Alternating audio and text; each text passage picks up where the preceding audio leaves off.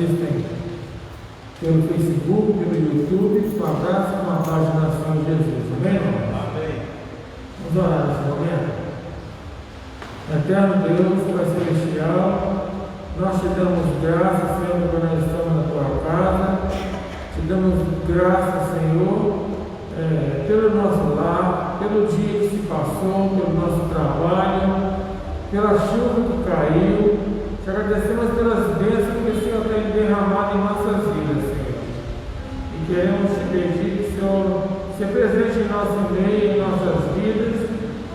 Nos abençoe o decorrer do culto, Senhor, e cada pessoa que está aqui presente, Senhor. Em nome de Jesus. Amém. Quero convidar os irmãos para nós cantarmos o hino de número 294.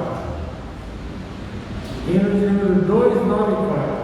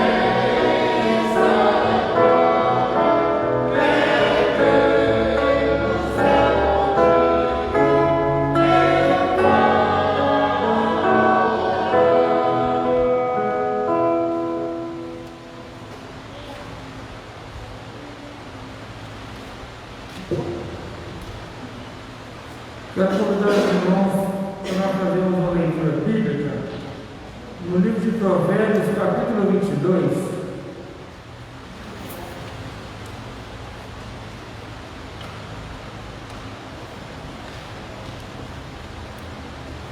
Provérbios, capítulo 22, eu vou ler do versículo 1 ao versículo 5.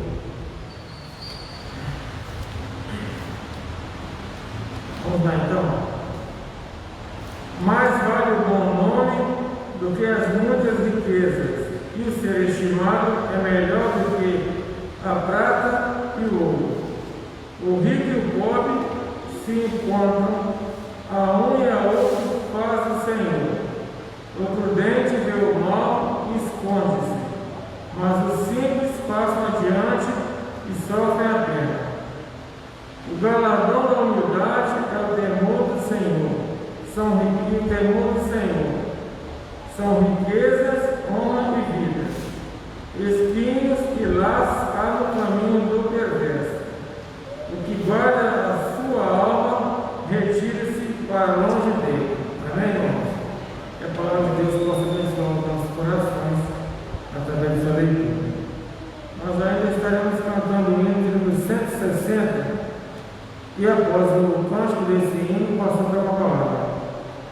no livro 160.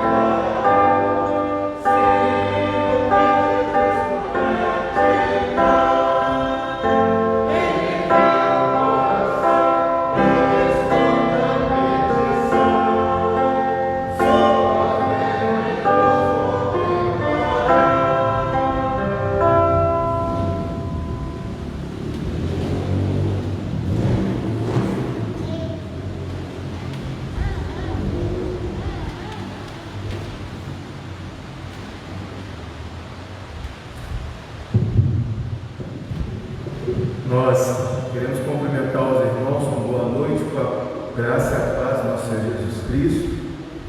Queremos agradecer ao nosso irmão Carlos Eduardo, que fez a abertura hoje deste culto de oração, e estamos satisfeitos, irmãos, de estarmos aqui. Sabemos que os irmãos tivemos aí um temporal.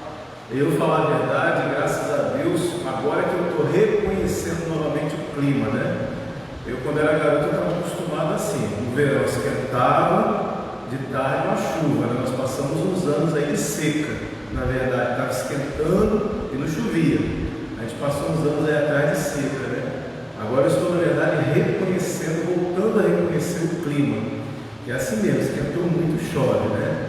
Quando não faz muito estrago, a gente dá graças a Deus mais ainda, né? Mas a chuva é importante, né? A chuva, o sol, tudo é importante. Tudo que Deus criou é importante. Nós queremos, nós estamos ali, ó, os irmãos que passaram ali no estacionamento, viram ali um pé de abacate, quebrou. Esse pé de abacate quebrou terça-feira, mas foi por causa de cupim. Eu estive ali olhando já, tentei acabar de cortar, mas não consegui cortar sozinho. No fim de semana eu vou precisar ir da ajuda do irmão Hélio, né? Está trabalhando assim adequadas para a poda. Eu vou precisar da ajuda dele aí para poder então tirar ali. Mas não deu para sozinho, não, porque não tem onde se apoiar, não tem onde pisar. Mas foi cupim que enfraqueceu a galho de abacate. Louvamos a Deus pela irmã Simone também ter conseguido, né, chegar assim a tempo, chegou até antes de mim, ela ligou para mim, dizendo que estava vindo e teve aí para cima, caiu barreiras na estrada. Eu fiquei preocupado, mas graças a Deus eu cheguei aqui, quando eu vi a irmã Simone, eu fiquei contente. O irmão Jurandir também, que os domingos que não aparecia, mas ele está se recuperando, né, irmão Jurandir, de dores na coluna, né? Então é bom ter irmão aqui também. Devemos agradecer a família também que está conosco, que estiveram conosco domingo, estão conosco hoje de novo, né? Mas hoje nós fizemos um estudo, irmão, nós vamos fazer um estudo baseado no livro de Ageu. Ageu, o profeta menor. Quem tem dificuldade, pega de Mateus, mas eu botei o texto no Data Show também. O texto também está no Data Show, tá? Nós vamos ler Ageu, capítulo 2, nós vamos estudar hoje todo o capítulo 2 de Ageu. São 23 versículos, o texto está ali no Data Show também, tá? Se você preferir. Eu quero apenas fazer 2 anúncios, ou 3. Sábado, sábado a Igreja Batista Renovada vai estar se reunindo no seu novo templo, no sábado. E no domingo, nós teremos a nossa escola bíblica dominical aqui às 9 horas da manhã. É classe única de adultos, revista Compromisso, Profetas Menores. Nós começamos a estudar essa revista em janeiro. Aí em fevereiro, se não me engano, aí veio a pandemia, parou. Nós vamos voltar agora na lição 5, né? Lição 4, lição 4, revista Compromisso, Profetas Menores. Isso domingo de manhã, às 9 horas da manhã, classe única de adultos aqui no templo. E à noite nós teremos o culto e também a ceia do Senhor, no culto da noite.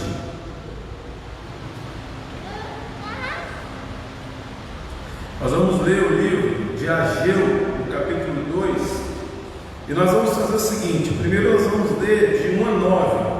Eu vou ler um versículo, os irmãos correspondam com o versículo seguinte. A palavra de Deus diz assim no versículo 1: No 7º mês, ao 21º do mês, veio a palavra do Senhor pelo ministério do profeta Ageu, dizendo: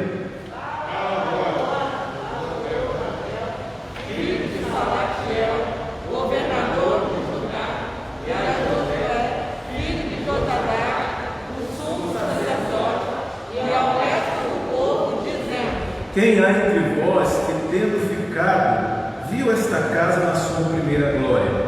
E como a vedes agora?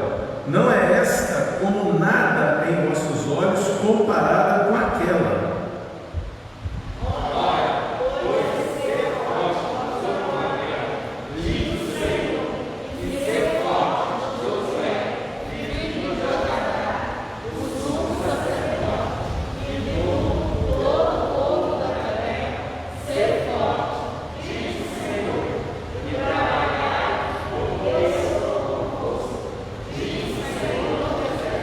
Segundo a palavra que concertei convosco quando saístes do Egito, e o meu espírito habitava no meio de vós, não temais.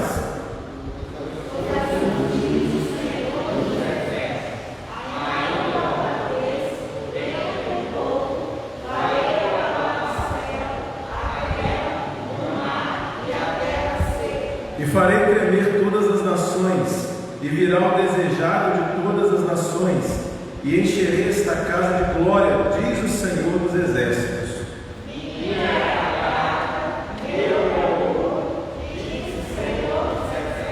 A glória desta última casa será maior do que a da primeira, diz o Senhor dos Exércitos, e nesse lugar darei a paz, diz o Senhor dos Exércitos. Amém? Depois nós vamos ler mais, mas eu queria fazer uma pausa agora. O que Ageu está falando? Ageu é um profeta pós-exílio. Ageu é um profeta pós-exílio. Nós tivemos os profetas pré-exílio, como por exemplo Isaías, Jeremias,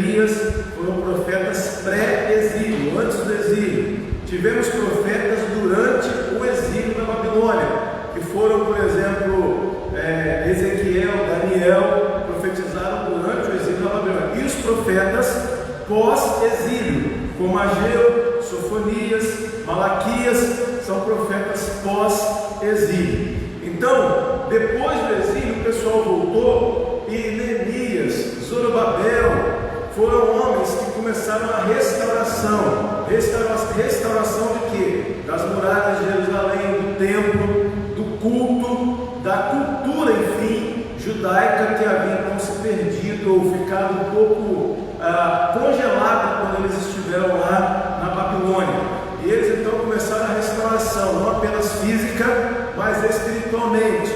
E agora eles estavam aqui concluindo, estavam já terminando a casa do Senhor, que Nabucodonosor, mais de 70 anos antes, havia destruído. O exército de Nabucodonosor, mais de 70 anos antes, havia destruído. Agora eles estavam concluindo. Vamos colocar assim, faltava a última telhazinha só. Um exemplo assim. Só que o povo, principalmente os mais velhos, quando viram aquele templo, eles ficaram tristes. Por que eles ficaram tristes? Alguém tem alguma sugestão?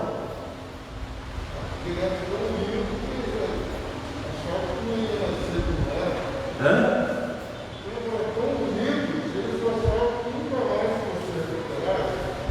Não, é o contrário. Fala, Francisco.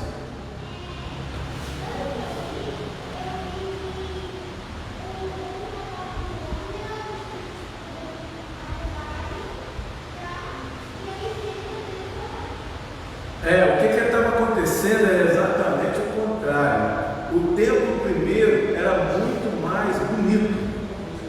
É isso aí. Salomão encheu o templo. Salomão, quando ele fez o templo primeiro, ele encheu o templo de ouro, de pedras preciosas, ele encheu o templo de cedro, madeira de cedro, ele encheu o templo de coisas muito valiosas. O templo era muito bonito, exatamente, bronze, ouro, prata e bronze. Quando as portas do primeiro templo eram de cedro, para os irmãos terem ideia, folheadas a ouro. Eram de cedro folheadas a ouro. Olha o trabalho que Salomão teve, muita riqueza. Esse último já era um templo mais humilde. Quando os primeiros, principalmente os mais velhos, os mais novos não haviam conhecido o segundo templo, o primeiro templo, perdão, os mais novos não haviam conhecido, mas os mais velhos haviam conhecido o primeiro templo. E quando eles entraram, eles então choraram de tristeza, lembrando. Puxa, o outro, as portas eram de ouro, o outro, as bacias eram de bronze, o outro, não sei o que, era de cobre, o outro, aquilo assim era de prata. Era muita riqueza do templo. Pedras preciosas haviam no peitoral dos sacerdotes. Os peitoral dos sacerdotes, a roupa deles era cravejada de pedras preciosas, safira, rubi, né? E cada pedra daquela eram 12 pedras no peitoral de cada sacerdote, para os irmãos terem uma ideia. Então eles choraram, porque não havia mais aquilo.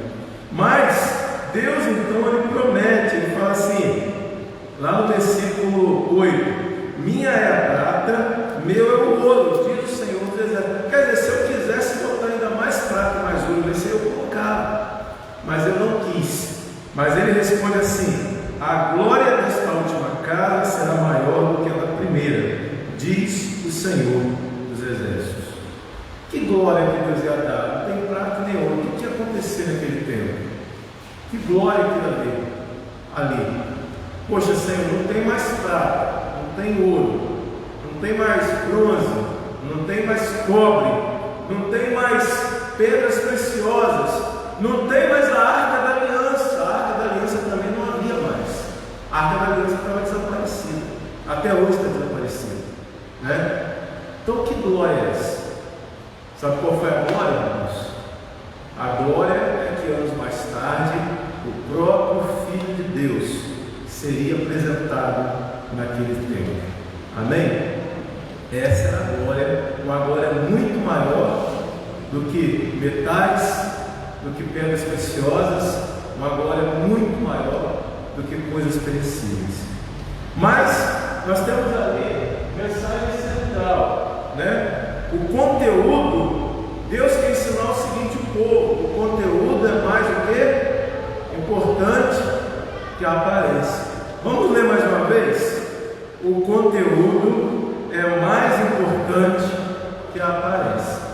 Muitas vezes nós estamos preocupados com a aparência numérica, aparência de beleza, de, como é que se fala? Estética, aparência estética, aparência numérica, aparência de coisas sofisticadas, mas muitas vezes estamos despreocupados ou não tão preocupados com o conteúdo. E o conteúdo é mais importante. E nós precisamos de resgatar isso, o conteúdo, né? Ao lançarem a pedra, o primeiro templo construído, Deus tenta então confortar o seu povo, dizendo que a glória dessa última casa será maior do que a primeira. Pode passar o slide, fazendo favor? Lição para hoje. Nós temos uma lição para hoje. Vamos ler a lição para hoje? Às vezes nós lamentamos com lembranças de um passado glorioso na nossa vida particular ou na vida da igreja e perdemos a motivação de continuar trabalhando, mas o mesmo Deus de ontem é o de hoje e será o de amanhã. Às vezes a gente fica, guarda na memória algumas coisas, né? E memória é bom a gente guardar, isso é muito bom, mas a memória ela não foi criada para a gente ficar preso lá atrás no passado. A memória foi criada para a gente então lembrar, repetir ou aprimorar as coisas boas e não repetir mais do que as coisas negativas. A memória é para isso, para a gente repetir ou aprimorar as coisas boas e não repetir mais as coisas ruins. Mas às vezes a gente fica pegado, naquele tempo a igreja era assim, naquele tempo a igreja era assada, naquele tempo a igreja era virada, naquele tempo a igreja era o avesso, naquele tempo a gente fazia isso, naquele tempo. É claro que a idade chega para todo mundo, é claro que nós não vamos continuar fazendo tudo o que eu fazia. Eu não tenho mais, eu estou com 49 anos, algumas coisas que eu fazia quando eu tinha 20, hoje eu não consigo mais. E algumas coisas que eu faço hoje, quando eu tiver com 79, 80, eu não vou conseguir fazer também.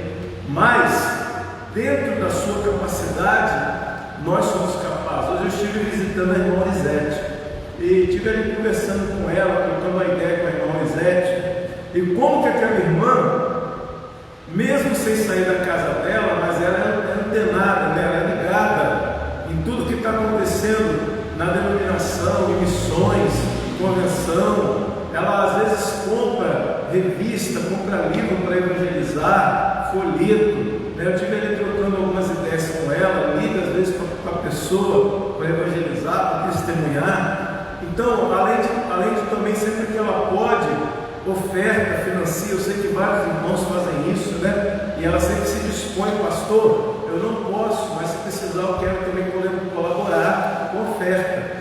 Então, quer dizer, é uma forma dela continuar participando, ao invés de ficar só se lembrando do passado. Mas vamos continuar. Se você, agora, Ageu, de 10 a 14, eu vou ler o versículo 10, os irmãos correspondem então com outro versículo. 10 diz assim: ao 24º dia do mês nono, no segundo ano de Dario, veio a palavra do Senhor pelo ministério do profeta Ageu, dizendo: assim diz o Senhor dos Exércitos, eu tenho aos sacerdotes a respeito da lei. Se alguém leva carne santa na aba da sua veste, e com a sua aba tocar no pão, ou no guisado, ou no vinho, ou no azeite, ou em qualquer outro mantimento, ficará este santificado? E os sacerdotes respondendo diziam: não. O 13.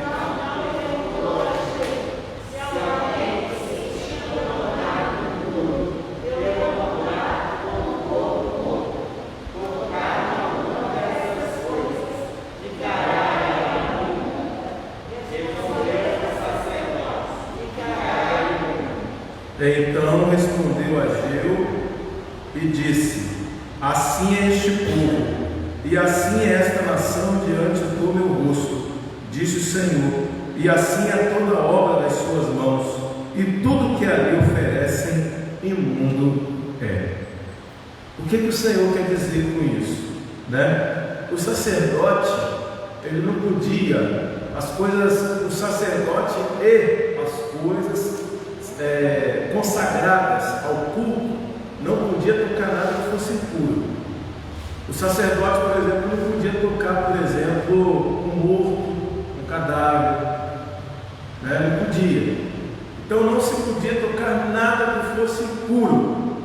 Até a mulher, se ela estivesse naqueles dias do seu ciclo menstrual, ela estava impura, para a lei mosaica, tá, irmãos? Para a lei mosaica. Então, irmãos, nada podia ser impuro. Aí Ageu faz a seguinte pergunta, no versículo, Deus faz a pergunta através de Ageu, na verdade, e disse a Ageu: se alguém que tinha se tornado impuro pelo contato com o corpo de um morto, de um cadáver, tocar em alguma dessas coisas consagradas, ficará isso imundo? E os sacerdotes respondendo diziam: ficará imundo. O que Deus quer dizer com isso? Moral da história. Pode passar ali o quadro. Olha só, vamos ler todos juntos ali, mensagem central. Se contaminar, vamos ler todos juntos? Se contaminar, perder a santidade é mais fácil, mais rápido e mais abrangente do que fazer o caminho inverso, procurar a santificação. Você sabia disso? Você se sujar, você se tornar impuro, perder a santidade, é um segundo. Agora você fazer o caminho inverso, é isso que Deus quer dizer para o povo. Olha só, gente, você é uma coisa que está consagrada, santa, purificada. Se contaminar é fácil. Agora você santificar algo que estava impuro, já dá mais trabalho. É isso que Deus quer dizer. Vamos imaginar a água. Imagina a água. A água, por exemplo, para ela ficar uma água potável, própria para o consumo, ela passa por um processo tremendo, Passa por um processo tremendo. Agora essa água aqui que cai do céu, caiu do céu, bateu na terra lá, está rolando lá pelo chão, pelos bueiros. Você tem coragem de pegar ela e beber? A não ser que você não tenha alternativa, você não vai morrer de sede, tudo bem. Agora você tendo água filtrada em casa, você vai pegar essa água que escorre aí no bueiro e beber da chuva? Não vai, porque ela fez o quê? Já caiu, teve contato com o solo, com a calçada, já se contaminou. Só se você tiver morrendo de sede. Agora pega essa mesma água para torná-la potável. Que trabalho que vai dar? É todo um processo. Tem decantação, filtragem, mais não sei o que, cloro e flúor, e opção de coisa lá. Então quer dizer, irmãos, é a mesma coisa. Olha só, aí Jesus vai dizer, lá em Mateus ele diz o quê? Largo e espaçoso é o caminho do inferno, mas o caminho do céu é o quê? Estreito e espinhoso. Estreito e espinhoso. A porta é estreita e o caminho é espinhoso. Por quê? Porque é difícil. Santidade requer o quê? Consagração. Santidade requer o quê? Dedicação. Santidade requer o quê? Pureza. Santidade requer realmente estar aos pés do Senhor, desejoso de não se contaminar. No entanto, a dificuldade da santidade não pode ser desculpa para que nós não procuremos a santidade. Eu não consigo ser santo mesmo, então eu vou me entregar à devassidão do mundo. Não. A Bíblia diz que o Espírito Santo é aquele que intercede por nós, é aquele que nos ajuda nas nossas fraquezas. Lá em Romanos capítulo 8 está escrito lá: a reconstrução do templo era só o primeiro passo para que o povo fizesse o caminho de retorno à vontade de Deus. De nada adiantaria ver templo bonito ou feio, grande ou pequeno, rico ou pobre, se o povo não se arrependesse dos seus pecados e voltasse à santidade. No verso 17, mesmo Deus castigando o povo, eles não se arrependeram. Existem alguns que são indiferentes, tanto às bênçãos quanto ao castigo. A reconstrução do templo foi um exemplo para que o altar espiritual dentro de cada um também fosse restaurado. Lição para hoje. Vamos ler ali a lição para hoje?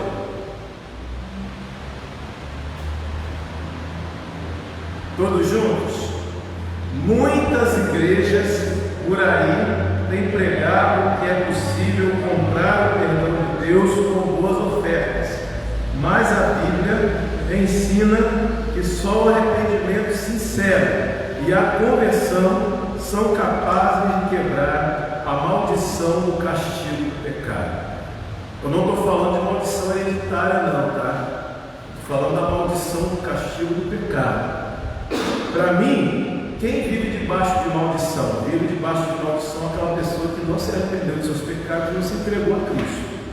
Eu não acredito que eu não consigo acreditar que a pessoa que é convertida, a pessoa que entregou sua vida a Cristo, foi remida e lavada pelo sangue de Jesus, uma pessoa dessa não vive mais debaixo de maldição, não. Que Jesus é esse que nos liberta. Que Jesus é esse que nos liberta. Então você está se convertendo ao homem. Então você está se convertendo à igreja. O Jesus que nós pregamos, ele liberta. Se você entregou sua vida a ele, você pediu perdão pelos seus pecados e se entregou a ele, tornou-se discípulo de Jesus, você não pode mais viver debaixo da maldição do pecado, não. Vive debaixo da maldição do pecado aquela pessoa que ainda não se arrependeu, não teve uma experiência com Cristo. Esse, se morrer, qual é o destino dele?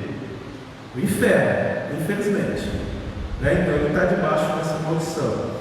Versículo 15 a 19, vamos ler? Irmãos, eu estou falando, se alguém quiser fazer um comentário, pergunta, pode fazer, tá? Versículo 15 a 19, vamos continuar? Eu vou ler o 15, os irmãos correspondem um com o outro. Agora, pois, aplicai o vosso coração a isso, desde este dia em diante, antes de pordes pedra sobre pedra no templo do Senhor.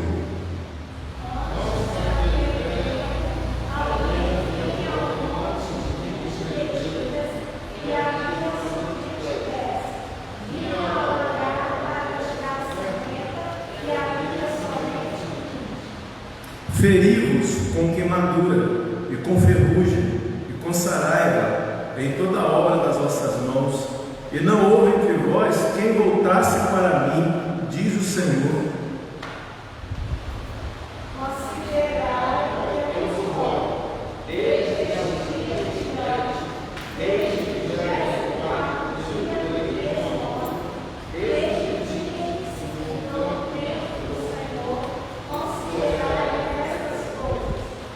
Há ainda semente no celeiro, na videira, há ainda semente no celeiro, nem a videira, nem a figueira, nem a romeira, nem a oliveira tem dado seus frutos, mas desde este dia vos abençoarei. Amém? O povo estava sendo castigado por Deus. Aqui no versículo 16, o que o Senhor está dizendo? Vamos interpretar. Depois daquele tempo, veio alguém a um monte de 20 medidas e havia somente 10. Vindo ao lagar para tirar 50, havia somente 20. O que o Senhor quer dizer com isso? A produção agrícola havia o quê? Caído. Aqui ele está falando da produção agrícola. A produção agrícola havia caído. Por que a produção agrícola havia caído? Porque o Senhor não estava o quê? Abençoando. Deus não estava abençoando a terra. Será que vocês lembram de algum versículo falando assim? Deus não estava abençoando a terra. A terra não estava produzindo aquilo que era para produzir.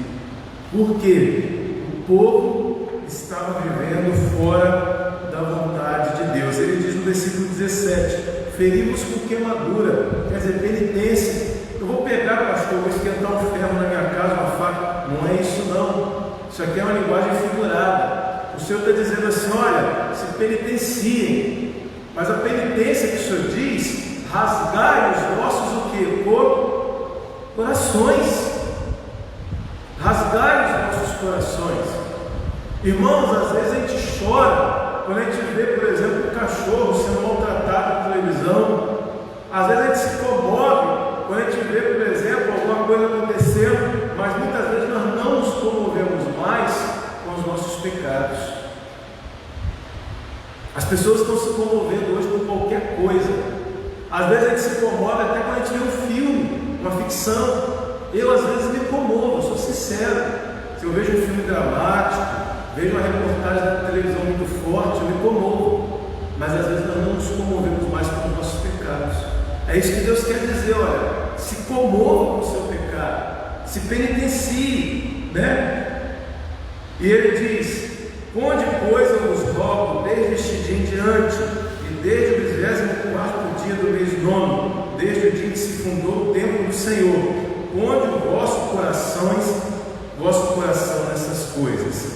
Mensagem central, vamos ler ali, vamos ler todos juntos, ali ó. Deus jamais esquece as suas promessas, tanto para abençoar como para castigar.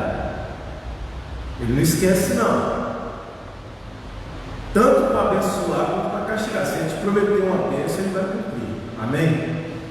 Se Ele prometeu bênção para o seu povo, Ele vai cumprir. Se Ele prometeu castigo, Ele vai cumprir também. A não ser, aí nós vamos lá para Jeremias 18. Se nós formos lá para Jeremias 18, Deus vai dizer o que? Ó, se eu prometi uma bênção, se eu prometi um castigo para o povo, mas aquele povo se arrepender, eu também posso reverter o mal que eu estava planejando, né? E transformar em bênção. Agora, se eu prometi também bênção, e aquele povo também desobedecer, a bênção que eu havia prometido está lá em Jeremias 18, eu também posso mudar. Mas se Ele prometeu, Ele vai cumprir. Cabe a nós então nos mantermos fiéis a Ele. Irmãos, o verso 19: ainda a semente do celeiro, nem videira, nem figueira, nem romeira, nem oliveira tem dado seus frutos, mas desde este dia vos abençoarei.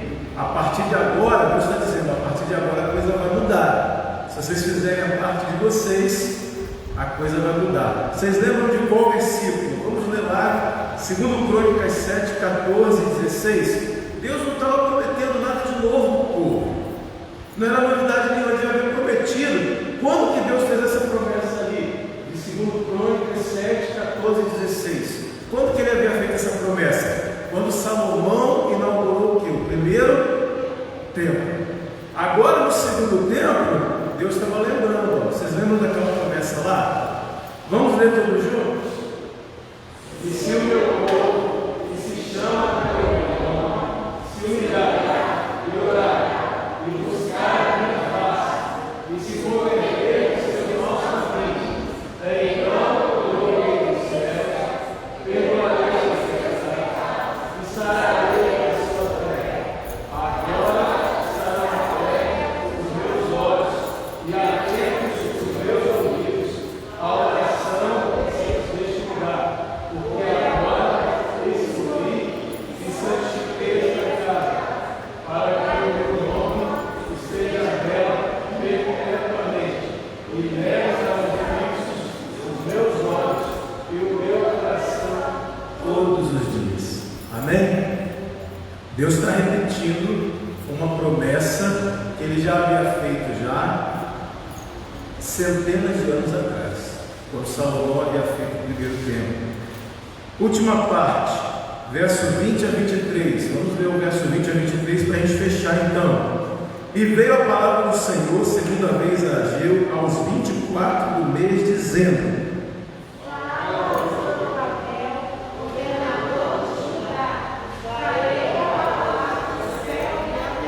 e derrubarei o trono dos reinos, e destruirei a força dos reinos das nações, e destruirei o carro, e os que nele se assentam, e os cavalos, e os que andam montados neles cairão.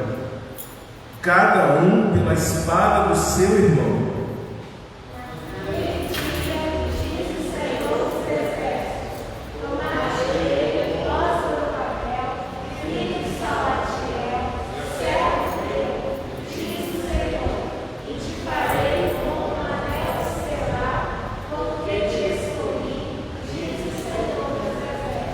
O que vai acontecer? Zorobabel era o governador, Ageu era o profeta, Zorobabel era o governador, Josué era o sacerdote.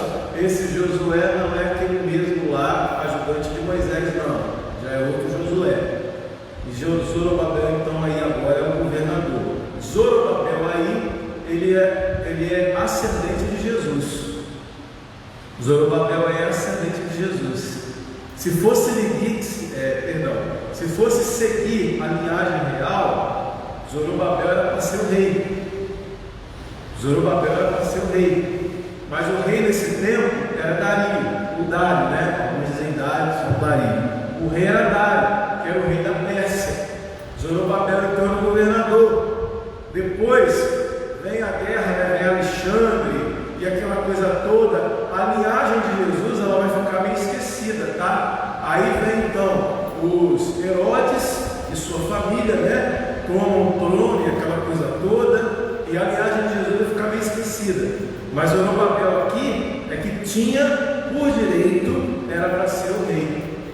Mas Deus então, irmãos, Ele faz promessas. Ele faz promessas. Pode passar para mim o slide? Vamos ler todos juntos a mensagem central. Deus tem promessas coletivas e individuais. Deus ele tinha promessa para o povo, mas ele tinha uma promessa também para Zorobabel, né? Porque os reis e os reinos futuros desapareceriam. Eles desapareceriam, Deus diz aqui, porque são passageiros e dariam lugar a um reino único e eterno.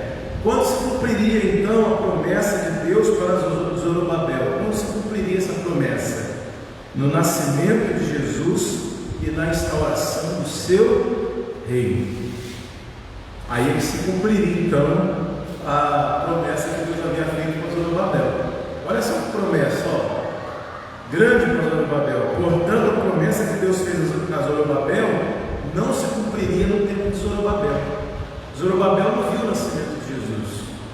Jesus foi nascer 300, 400 anos depois de Zorobabel. Mas se cumpriu a promessa.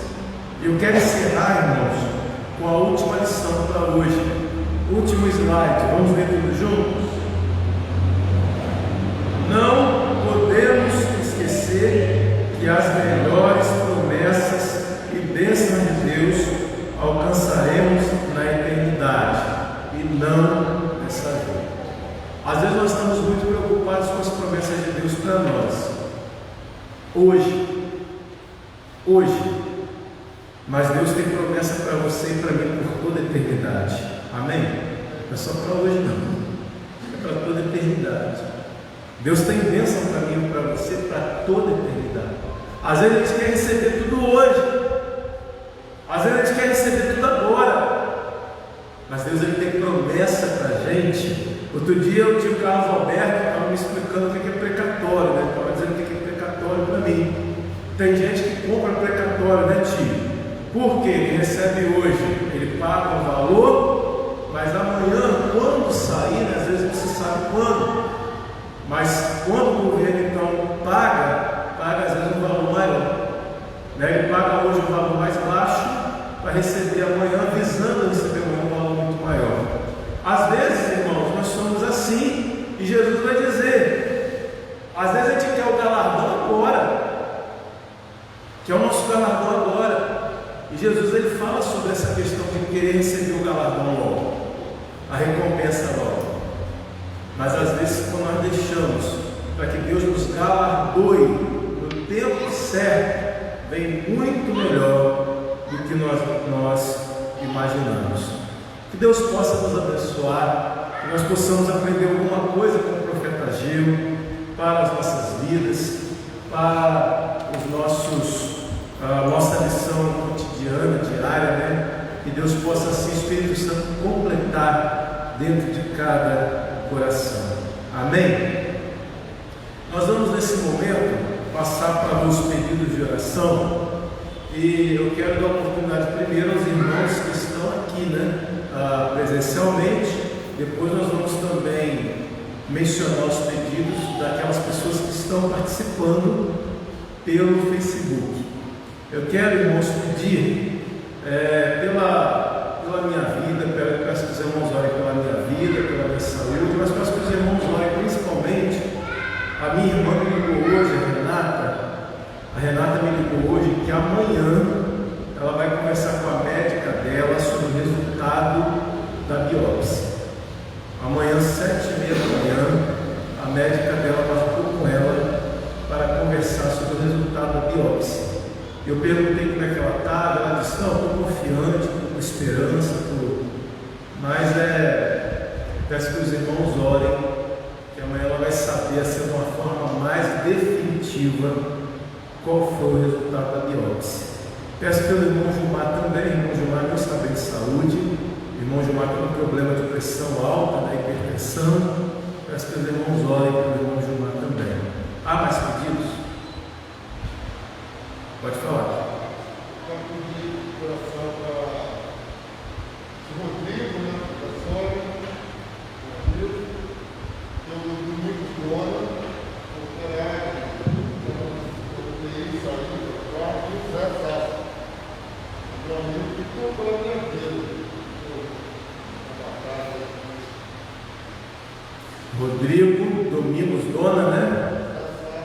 Zé Sasso, e pela vida dele. Fala, Francisco.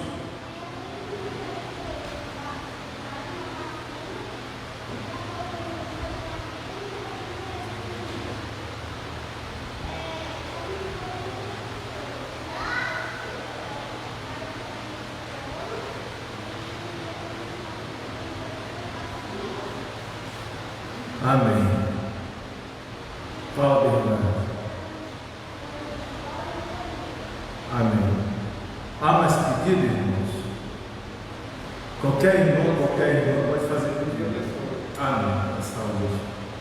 Quero agradecer a Deus por ter chegado e apesar da estrada muito perigosa, nós conseguimos chegar bem e perceber que aqueles que estão do outro lado muito perigoso, muito mais nosso pé, que possamos chegar a esse Deus. Amém.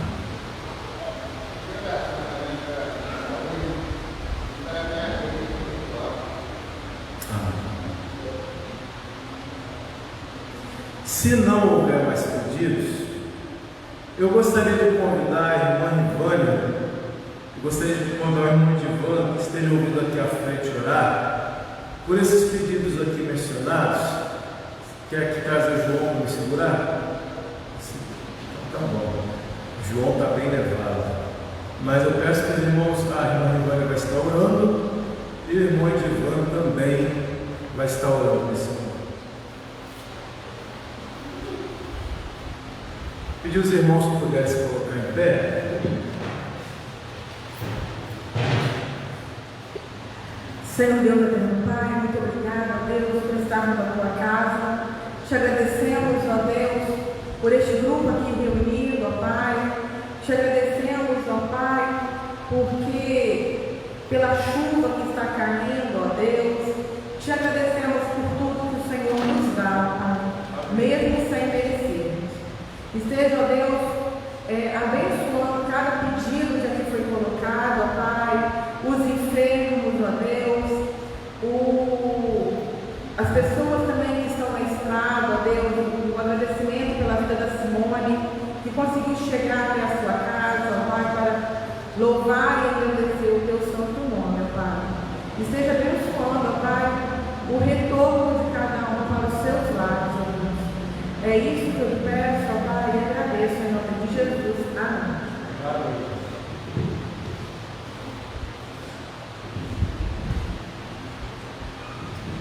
Senhor amado Deus, eterno Pai, que está no céu, muito obrigado, meu Senhor, por estarmos aqui, meu Pai, na tua casa, meu Pai, para estudar, para aprender a tua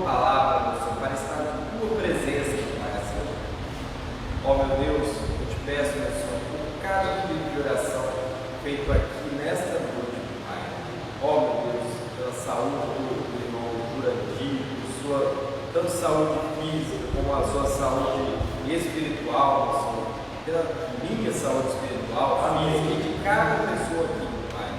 Ó meu Deus, muito obrigado por tudo, porque o Senhor tem nos sustentado, meu Pai. Os tempos são difíceis, meu Senhor, mas estamos aqui firmes, fortes e constantes, meu Pai. Ó meu Deus, eu quero te pedir também, meu Senhor, pelos amigos citados, meu Senhor, pelo nosso irmão, meu Pai, Carlos Alberto, meu Pai, que o Senhor possa estar com cada um deles, meu Senhor, que o Senhor sabe, meu Senhor, qual é o motivo, qual é a sua necessidade, meu Pai. Ó meu Deus, só o Senhor conhece, meu Senhor, a necessidade de cada um dos nossos corações, meu Pai. Quero te pedir também, meu Pai, por toda a fase, todos que estão na escolar, meu Pai, que no próximo ano nós possamos voltar à escola, meu Pai, e essa pandemia possa acabar, de fato, meu Pai, que possamos ter uma vacina, meu Pai, que possamos voltar, meu Pai, a uma normalidade, meu Pai, das nossas atividades também. Ó meu Deus, eu te peço, meu Deus, pelo pastor, pela família, meu Pai, que o Senhor esteja abençoando, meu Pai, cada dia mais, meu Pai, dando força, meu Pai, tanto força física, meu Pai, força emocional, força espiritual, que Ele possa estar fazendo, continuando, Senhor, esse excelente trabalho que tem feito aqui na igreja, depois do convite, meu Pai. Ó meu Deus, peço também pela minha família, meu Pai, pelo meu filho, pela minha esposa, meu Pai, pelos meus pais, meu Pai. O Senhor sabe o motivo, meu Pai, o Senhor sabe a necessidade de cada um deles. Ó meu Deus, em nome de Jesus, que nós choramos e te agradecemos por tudo, Pai. Amém.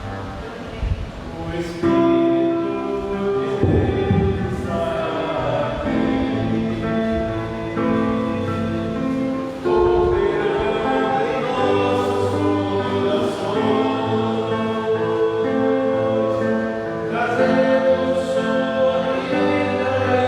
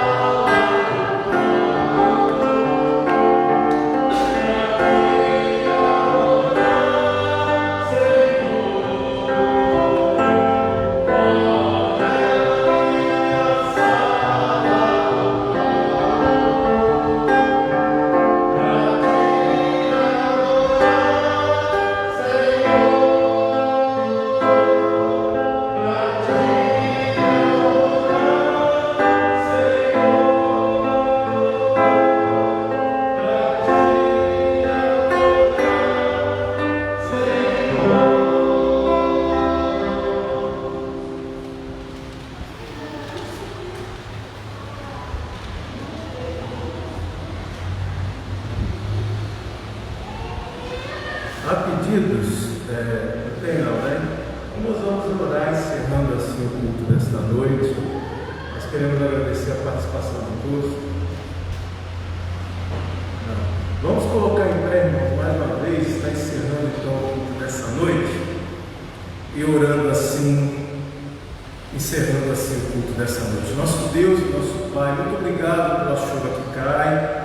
Muito obrigado por cada pessoa, meu Pai, que mesmo com essa chuva deixou o seu lar, deixou a sua casa, para estar aqui, meu Pai, te adorando, te bendizendo, estudando a tua palavra, trazendo os seus pedidos e agradecimentos, meu Pai. Nós queremos colocar todos os pedidos aqui diante do Senhor. Queremos, meu Pai, nos lembrar, meu Pai, do irmão Gilmar. Queremos nos lembrar da Renata, que faz exame amanhã. Queremos, meu Pai, nos lembrar do irmão Jurandir também, que não está bem de saúde, mas que o Senhor está aqui. Muito obrigado pela sua vida. Queremos pedir pela vida do Danilo, meu Pai, sua saúde, tome em suas mãos. O Carlos Alberto, meu Pai, seu trabalho, as suas dificuldades, as suas lutas, meu Pai, no seu dia a dia. Esteja abençoando, Dona Vitória, as pessoas a quem pediu pedidos, meu Pai. O Ricardo, o Zé Sasso, meu Pai, toma em tuas mãos, meu Pai, a todos aqueles que ele lembrou, meu Pai, que estão doentes, meu Pai, esteja abençoando a vida dessas pessoas, meu Pai. Nós queremos agradecer pela vida da irmã Simone, que veio, meu Pai, mesmo com a estrada assim difícil, a rodovia, mas chegou aqui, meu Pai, está aqui glorificando o teu nome e nos ajudando também. Nós queremos que o Senhor nos dê uma boa noite de paz e de descanso. Um dia amanhã, meu Pai, na tua presença, radiante, meu Pai, e fazendo a tua vontade, meu Pai. Que o Senhor nos abençoe, que o Senhor nos guarde e nos proteja. Em nome de Jesus. Amém.